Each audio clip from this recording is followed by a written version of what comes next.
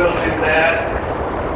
Oh, this kind of gets two different fall ideas. We've talked a lot about mums, pumpkins, we did the aster, but there's a few other plants that are good this time of year, and one of them you should be planting is fall bulbs. And a lot of times people don't think about it until they see them blooming in the spring, and it's too late. Those are your tulips, daffodils, things like that.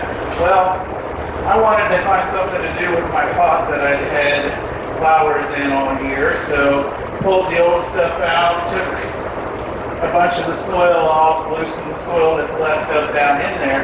But what I'm going to do with this big pot is I've got some bulbs, and one thing a lot of people don't realize about bulbs, they have early blooming, mid-season blooming, and late season blooming. So I'm not one that likes to do the big rows of tulips or the whatever.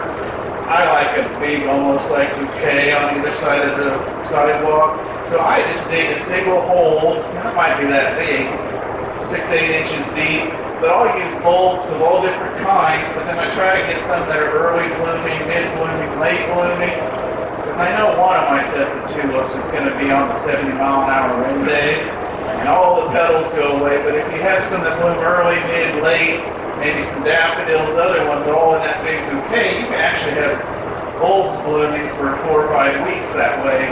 And then when they're done, you can take all the little flower stalks out, but they'll die off and be back. Well, for this big pot, I'm going to do the same idea. Now, I'm going to start with some daffodils, and the daffodils were mid-season guys. And so get some nice bright yellow trumpet flowers to them. And so I just kind of arrange those in there. Most of the varieties have a little tag.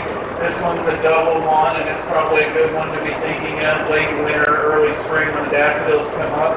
Its name is Tahiti, so I don't know how the winter flower got named Tahiti, but it did. And then I'm going to go with these red tulips. And they're an early season tulip, and almost all the bulbs, we always want the nose up. Sometimes you can see the root, but if you can't, you want nose up. And so I'm just going to randomly arrange those around in here. I don't know, I got probably 6 or 8 of them in here. And so I'm just kind of making a layer across the bottom. And then I have Big Smile, which is a late yellow tulip. And I like getting the tulips out of the bin where you can pick the individual varieties and colors. The mixes are a good deal, but when you can pick through them, you can get some really nice big tulips and get the different times and blooming periods you want. But I'm just going to sprinkle those through there as well. So now I'm going to have red and yellow tulips and the daffodils that come up through there. Those are all going to be in the spring, but I don't really want to forget about my pot this time of year also. So I'm going to talk last about one of the other fall plants, and that's pansies. And I think they get kind of underused in Kansas. If you plant pansies in a big pot or in the ground, they're going to bloom all this fall. You'll have some blooms through the winter. And then early in the spring, before it's able to get out and plant new stuff, the pansies will usually still be blooming and doing really well until it gets hot. So that pot, I told you I cleaned out about 6 inches or so. I'm going to fill it up with some soil on top to get it about level.